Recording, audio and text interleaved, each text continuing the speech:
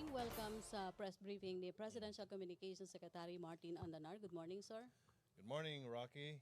How are you? Fine, thank you, sir. I noticed that Yes, sir. your makeup is improving and improving. Well, Nag-blush tuloy ako. no.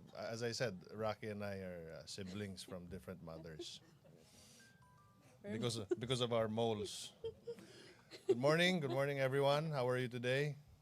It's a fine Tuesday morning. I hope you were able to write a lot of news articles for today.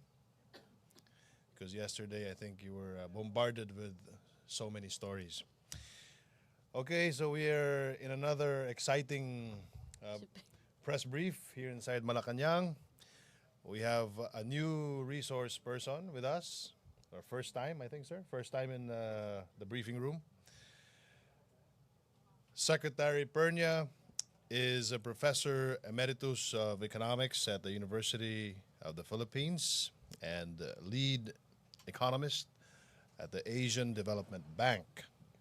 Dr. Pernia was a visiting research fellow at the East-West Center Resource Systems Institute in Honolulu and was regional advisor on population and employment policy for the Asia and the Pacific with the International Labor Organization.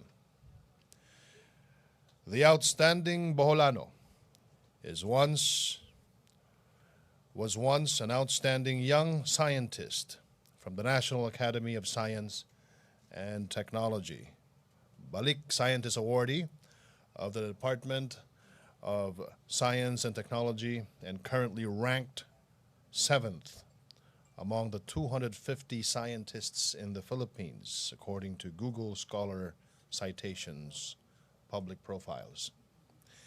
As one of the members of the President's economic team, Secretary Pernia's areas of expertise on economic growth and poverty reduction, population, and development augur well to the thrust of the Duterte administration to make socio-economic growth and development self-sustaining and inclusive for all Filipinos. Ladies and gentlemen of the Malacanang Press Corps, let us please give a warm welcome to one of the President's economic managers, Socio-Economic Planning Secretary and Director General of the National Economic and Development Authority, Dr. Ernesto M. Pernia.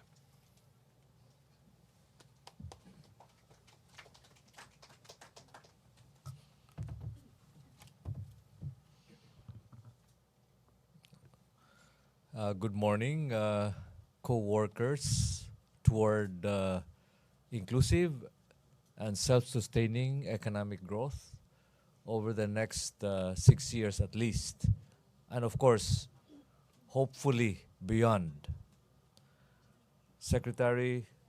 Press Secretary Martin Andanar, we come from the same region almost. Secretary Ernie Abellana, my tukayo. Good morning, everyone in the media. So, I am pleased for this opportunity to report on the accomplishments of our agency, the National Economic and Development Authority, over the first 50 days under the administration of President Rodrigo R. Duterte. Guided by the 0 to 10 point agenda of the President, we are carrying on with the macroeconomic policies of the previous administration, but ramping up infrastructure spending, promoting regional and rural development, and investing heavily in human capital development, which includes health and education and nutrition. In the first 50 days of this administration, I can say that we are on the right track and at a faster pace to make sure that we achieve our goals. Allow me to just highlight a number of important areas, namely accelerating infrastructure development projects, revisiting agricultural and rural development policies, and innovations in development planning. First, we have moved quickly to implement reforms to accelerate infrastructure development, which has been rather slow in the previous administration. The Investment Coordination Committee, or the ICC, has so far approved 10 projects already, just last August 2nd, with a total of 320 billion pesos in project costs. The NEDA board, chaired by the President, will take up these projects for approval in September and thereafter implementation by the concerned agencies. The NEDA board approval is the last stage of the hurdle for projects. This list includes, among others, projects in rural development, including irrigation, farm-to-market roads, even school buildings in depressed areas, regional hospitals, airport modernization, flood management, the North-South Railway South Line project, and the Metro Manila Rapid Transit, Bus Rapid Transit project on EDSA, among others. Likewise, NEDA, through the Infrastructure Committee, or Infracom, has directed prioritizing the completion of the Mindanao Railway project's initial phase. The project will be implemented in 2017, once approved by the NEDA board within the year. The Infracom has also specified measures to urgently address the Metro Manila traffic crisis and decongest the city. One such measure is the immediate implementation of the Bonifacio Global City Ortigas Link Bridge, which is expected to divert 25% of the EDSA traffic. Another is the early resolution of the common station for the MRT-3, LRT-1, and MRT-7, which has been stymied by controversies in the previous administration. The Department of Public Works and Highways will hand the final configuration of the station to the DOTR, or Department of Transportation, and likewise, the Infracom has urged the use of the Batangas and Subic ports to decongest the Manila ports. The Infracom has also identified measures to address institutional, legal, and policy issues in relation to infrastructure programs. Part of the legislative agenda to be submitted to the LEDAC, or the Legislative Executive Development and Advisory Council. Yeah, well, this has been dormant in the previous administration, so we are revitalizing and getting that active again. The LEDAC is scheduled to convene in September or October, and the following will be submitted to the LEDAC. The creation of an apex or super body for water resources, for the water resources sector, proposed to be the Water Resources Department or Authority Secondly, the creation of an independent economic and financial regulator for the water sector. Number three, the national transport policy, which ought to coordinate different transport projects so that the movement, the connectivity across regions and across provinces will be more systematic. Amendments, number four, amendments to the Build, Operate, Transfer, or the BOT law and its IRR. This has to do with hurdling the right-of-way problems, procurement, and other implementation problems that tend to stymie the rapid processing of projects and implementation of projects. Five, amendments to the Electric Power Industry Reform Act, or the EPIRA, and amendments to the Water Code of the Philippines. Another important reform to accelerate infrastructure development is the streamlining of processes for investment programming. NEDA has recently launched an online database system and streamlined the project approval process.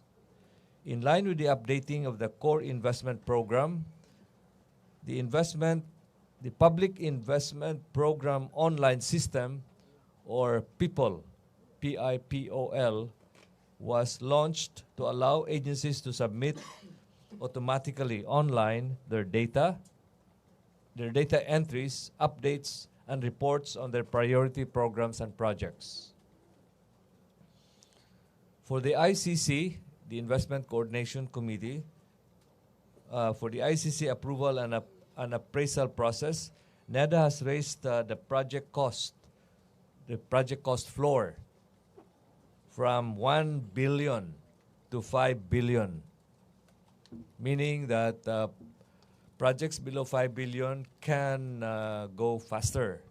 It doesn't have to go through the entire process of hurdling the ICC and the NEDA board.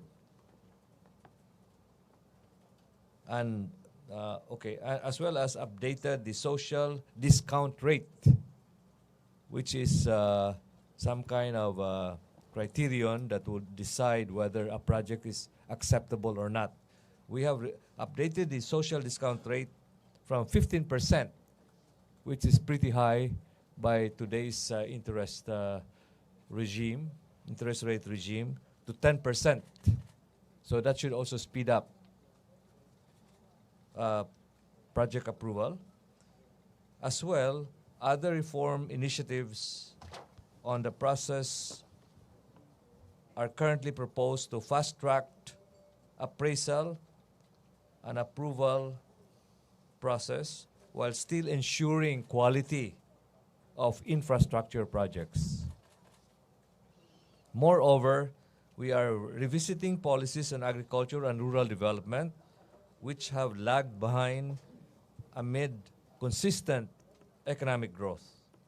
NEDA has continued to monitor the status of previous programs on rice and the effects of El Nino to make sure that there will be no shortages of food, or so that there will be no spikes in the price of rice, which tend to impact heavily on the poor, and price hikes tend to increase our poverty incidence.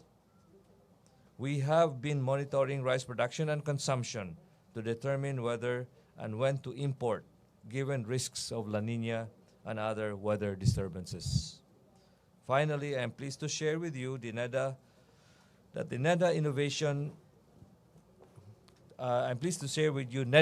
innovation in planning through the Ambition Natin 2040, the long-term vision of the Philippines. This continues to gain traction since the launch of this project in March 2016. We have been receiving very positive feedback and support from various stakeholders, to whom we have reached out through numerous briefings, presentations, and consultations.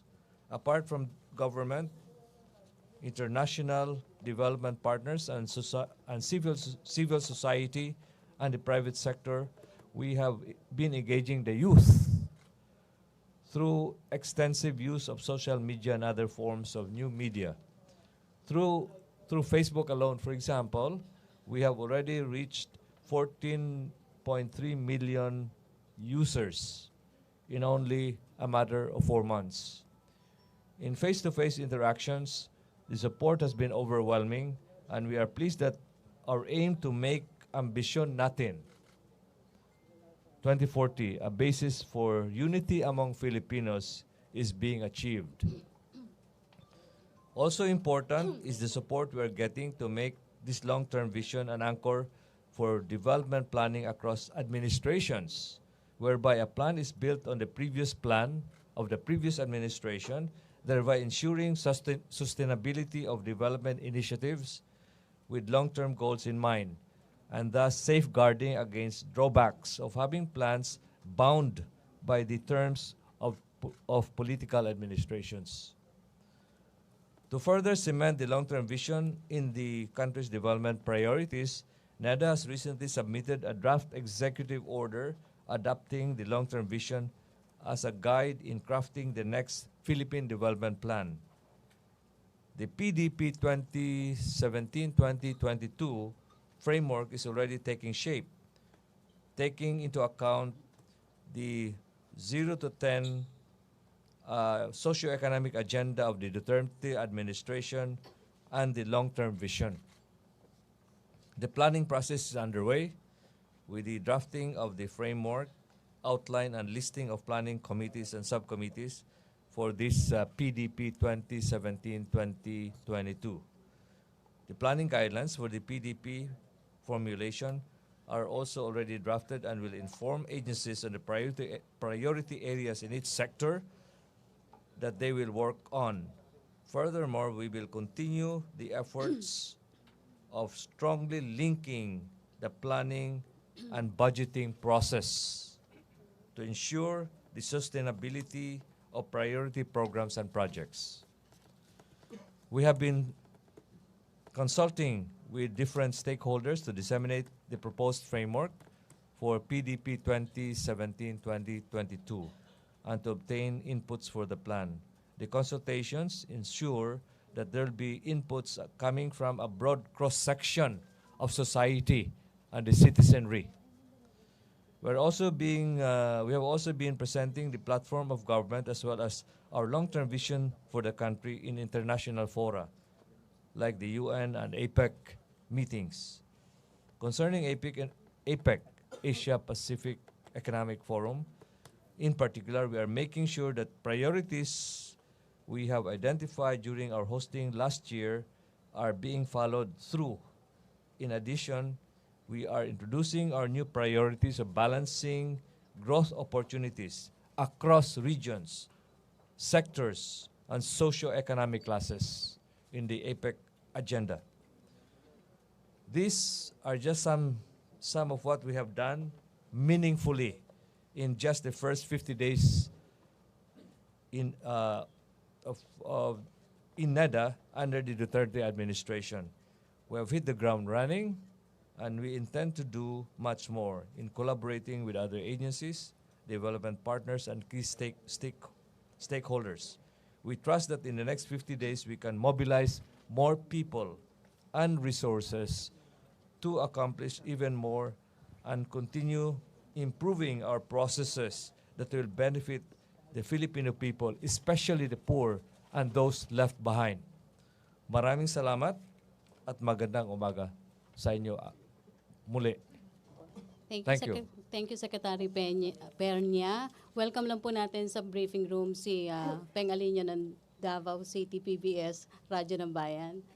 Welcome dito. First question will come from Raymond Tinasa, Bombo Radyo. Microphone, please. Just two quick points. So on the matter of policy, you've mentioned on your opening statement that you are continuing the macroeconomic policies of the previous administration, and yet you are wrapping it up. Sir, can you elaborate or discuss further on what do you mean actually by elaboration of these policies? Well, that's why I'm wearing a yellow shirt because we are continuing the. No, I'm just kidding. Anyway, yeah, what we really mean is that we actually credit the previous administration for sound fiscal and monetary policy, which has maintained our strong macroeconomic fundamentals, and that is why during the previous administration, the economy has earned upgrading by these credit rating agencies. But the point is that, I think the focus of the previous government was too much on the macroeconomy. What we intend to do is to focus now on the subnational economies, subnational regional economies, including rural areas and agriculture, in order to disperse development away from the mega urban industrial region comprising Metro Manila, Calabarzon, and Central Luzon. As you know, these three regions alone account for 2/3 of GDP, and the 14 other regions have to be content with the 1/3 of GDP. So you can imagine the inequality, the massive inequality, which also explains, which underlie the massive poverty we have in this country, which has been a difficult nut to crack. Sir, last point. So Yes. good you mentioned that. So we're ramping in infrastructure investment in the other regions without, of course, stifling needed infrastructure projects in Metro Manila. Sir, good thing you mentioned the agriculture sector, which is very much lagging behind for years, especially those in the rural areas, the poor small farmers. Sir, what are exactly in the pipeline to modernize the agriculture, especially those in the rural areas? I understand majority of the farmers in the provinces are still using the traditional method, are still using carabao to plow their fields. That's right. No, I think one of the measures we are trying to introduce in agriculture or in rural areas is to consolidate. Our land reform, our agrarian reform, has resulted in small pieces of plots which are not economically productive. I mean, they are not of economic scale that would make farm productivity high enough to produce enough rice or enough other food crops.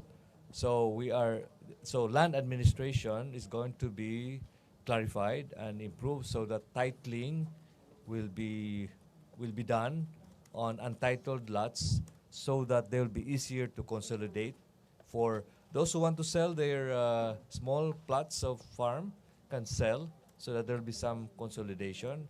So there will be investors coming there and therefore making the farm enterprise more productive and more modern with modern farm implements, not carabaos, but mechanization as well, and better irrigation, whether large-scale irrigation or smaller irrigation systems that would benefit groups of farms.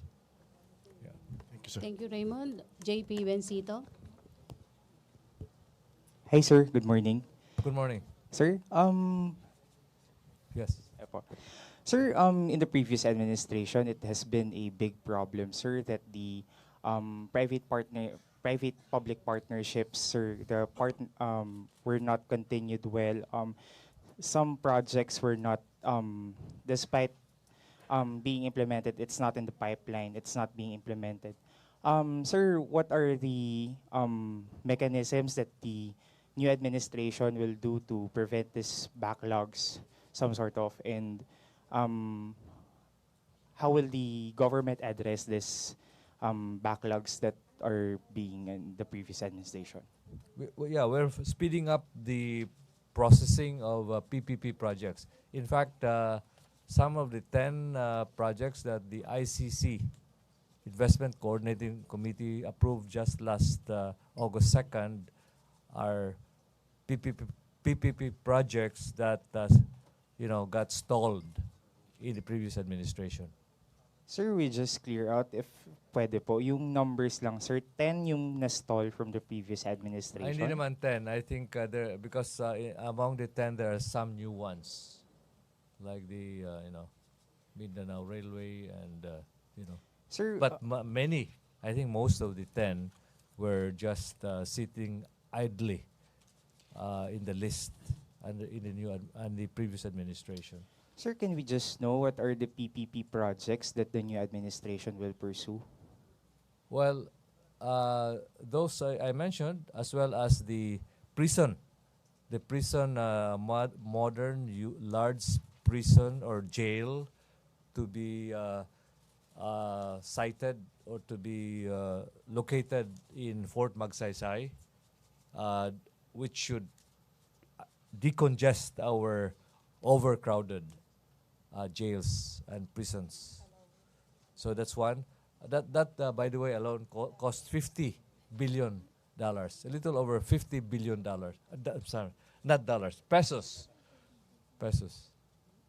And that's Justice Secretary Aguirre is very passionate about getting that started already, and that also came from the previous list of the previous government. Sir, last na lang po. Will the Metro Manila subway will push through under the new administration?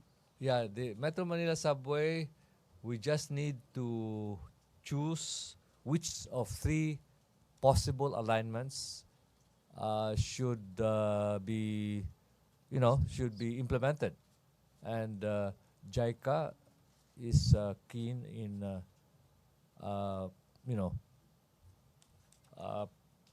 partnering or financing that project.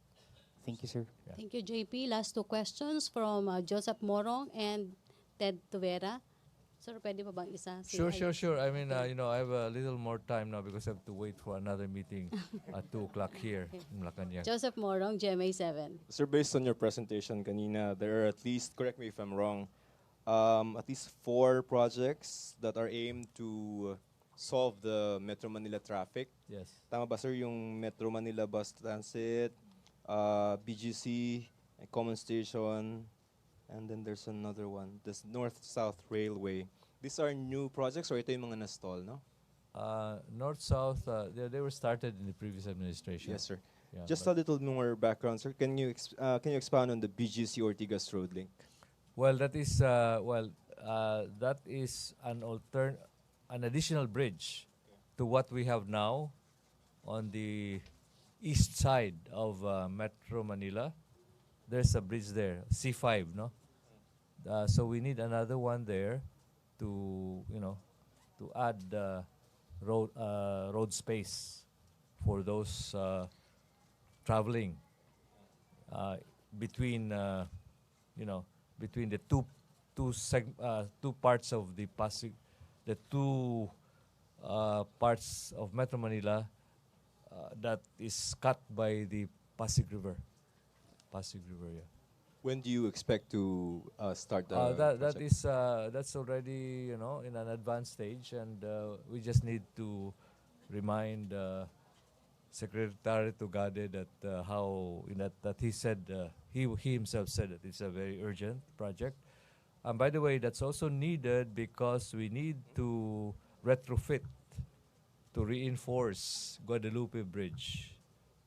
And so that when work on Guadalupe Bridge is going to start, then I think only one lane. I mean, only the north or the south going part of the bridge will be used. The other one will be closed. So we really need that additional bridge. Yes. Sir, just on taxes. Sir, may proposals ang DOF for ano ba to? lifting of the VAT, I think, would you identify the services and products that will be affected? There's a long list of exempted, many exempted items exempted from the VAT. They'll all be lifted or be removed from the list, and the only ones that will remain would have to do with the food, health, food, medicine, raw food. Raw food. Not the restaurant type food, but the raw food, home cooked food, medicine, and education. So health, education, and food, and Okay. home cooked type food, or the thing that you buy in the wet market and then cook at home. Yeah. Thank you, Joseph. Ted, sir, the three more questions from Ted De Vera, then Ace, and last, Laila Salaveria. Sir, follow-up lang po muna dun, sir, sa PPP. Do you consider, sir, na PPP yung 1 billion na donation ng San Miguel, sir? 1 billion Donation po ng San Miguel Corporation. for the rehab. Do you consider that the PPP? That is not that's not. That is just a new volunteer type measure. It's not really, it's not really, a project per se yet. That would have to be, the project would have to be conceptualized and formulated properly. But that can be a contribution to the financing of that project. Sir, on another topic, sir. Labor groups and other sectors usually say that GDP growth is not felt by those in the bottom part of the society. How do you suggest or intend to translate such growth to ordinary people? Is it possible, say, to increase the minimum wage of workers, sir? No, minimum wage increases tend to be counterproductive actually, because then instead of two earning members of the family, maybe only one will survive the hiring and the firing of companies, the laying off. The better thing is always to generate more jobs, and the thrust of the Duterte administration is regional and rural development, and development outside Metro Manila, the Metro Manila mega urban industrial region, so that because poverty is really more in the regions outside this mega urban regional mega urban region, but than it's more prevalent. Poverty is more prevalent in regions of Mindanao, in the regions of Mindanao and Visayas, and the rest of Luzon. So that policy thrust, that strategy, should address the puzzle why high economic growth is not trickling down. And also, there will be more investment in education and healthcare, human capital investment and healthcare in the regions, not here. So, those are the things. Those are among the measures needed. Sir, last question from my part. Sir, what impression do you think is brought about by the killings caused by the administration's war on drugs to foreign investors? Well, we need to counter the negative, effect, the negative perception for those observing what's happening here from afar, because usually when you are from a distance, then you see the thing is really, more serious than what it really is, because it's really localized. And also, the press secretary and the presidential spokesperson, they're both working on countering this negative perception. The thing to do is, the problem is the only ones interviewed by media are those whose husband or child has been killed, or have been killed. we should also interview, we should also try to get the view of others who approve of what's happening and see it as really, see it as, you know, maybe a necessary evil that needs to be, has to happen in the pursuit of a greater good. So I'd put it that way. And, you know, I think foreigners have to be informed that if they come here and they behave, they don't do anything, you know, they don't do any misdeed, then they're safe. In fact, the crime rate has gone down substantially because of this fight against the drug menace. So these are the kinds of things that we need to do to counter the, you know, perception So, from afar. so sir, follow up. Do you see the effect of the war on drugs as making the country a safer place for investors or a dangerous place? Well, definitely, it's the number 0 in the 0 to 10 point agenda is peace and order. And included in that is the fight against criminality and drugs and smuggling and tax evasion and other illegal activities. And if we have peace and order, which is the bedrock of the 10 points, the foundation of the 10 points, then the investment climate will definitely substantially improve. And many will be rushing to the Philippines to invest. Yes. Okay, thank you, Ted. Laila Salaveria, then Ace. Last na yun or may Tina? Sir, just to clarify, Sure. is your timeline for the traffic projects dependent on the President getting emergency powers? The emergency powers would help. And I understand they are forthcoming. Just a matter of time. Definitely because the procurement problem, the bidding, the right of way, and many other roadblocks tend to, you know, stymie efforts to improve infrastructure. Does it mean if the emergency powers come, we will be adjusting the expected completion date of the projects? Yeah, especially those having to do with addressing the traffic crisis. Yes, like the bridge thing. And okay, and the other thing is that even without the emergency power, we're going to work on. We're going to make sure that work on major infrastructure projects will be round the clock. So 24/7, no let up.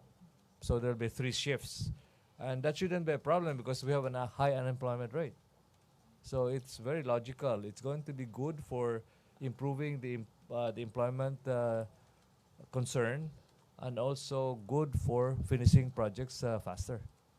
So it will be 24/7. Last, Both DOTC and DOTR and DPWH have already adopted that policy. Yes. have you received an assurance on when the emergency powers are forthcoming, or will you take it up with the LEDAC if it hasn't LEDAC. been given yet? Well, if it's not yet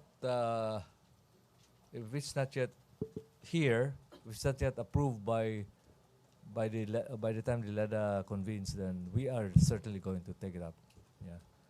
In fact, I've also suggested that perhaps we should include in some kind of an informal gathering, caucus among the legislative, executive, and judiciary, some informal conversation, so that we draw in the justices and especially the Supreme Court, so they will understand why is our judicial system a problem, a stumbling block in our development, the TROs and this thing. So they can argue among themselves, the 3 branches of government, but they should be one in acting toward our common goal. And I think Rodrigo Duterte is the kind of president who can probably pull them together, the three branches of government. Okay, thank you, sir. Last three final questions from Ace. No, after Marlon and Tina. You mentioned about your legislative wish list. Can you tell us why you're proposing those measures? Because they are needed. What effect would they have? Well, we need a water resources authority because we are not really secure in terms of our water needs. You know, there are many areas that are waterless. We don't appreciate the problem because we're watered every day, but but there are many areas that are unwatered, completely unwatered. They have to buy at expensive prices, no, at high prices. Okay. Okay, regarding your idea of having an informal talk between the judiciary, executive, and legislature, what's the progress on this? Well, no, I've been thinking out loud mainly, and I've suggested that in some fora that I had, I had businessmen there, but I haven't really suggested that to the president. Maybe spokesperson Ernie Abellana, my Tukayo, can do it well, for the president. Yeah, I mean, just an informal, friendly conversation.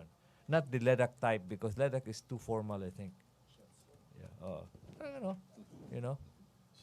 Yeah. So, I think that's done. That's done in other countries. Yeah. Thank you, Ace. Marlon and Tina na lang for Secretary Pernia and other na lang siguro questions. Sir, Okay. I was supposed to ask about the Sangley Point Airport, but I was drawn to your statement a while ago that the drug killings could be a necessary evil. The what? Yung binanggit nyo po, said that the drug killings could be a necessary evil.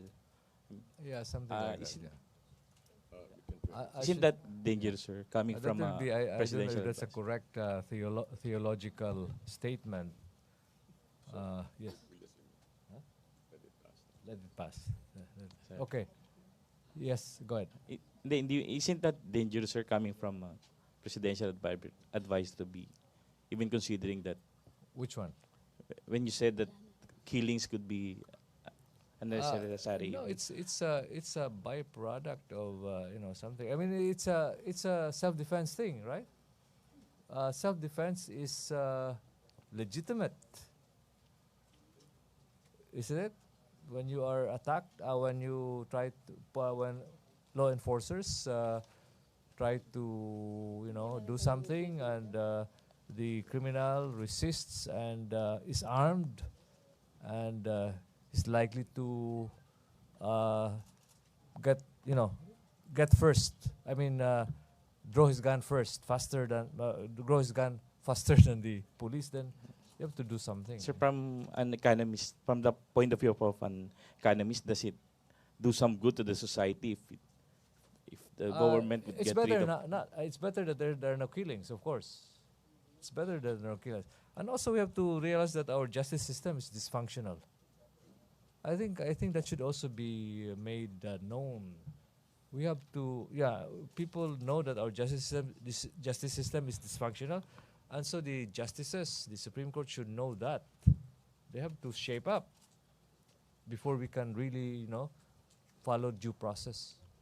Okay, thank Sir, JICA has suggested the construction of an airport in Sangley Point.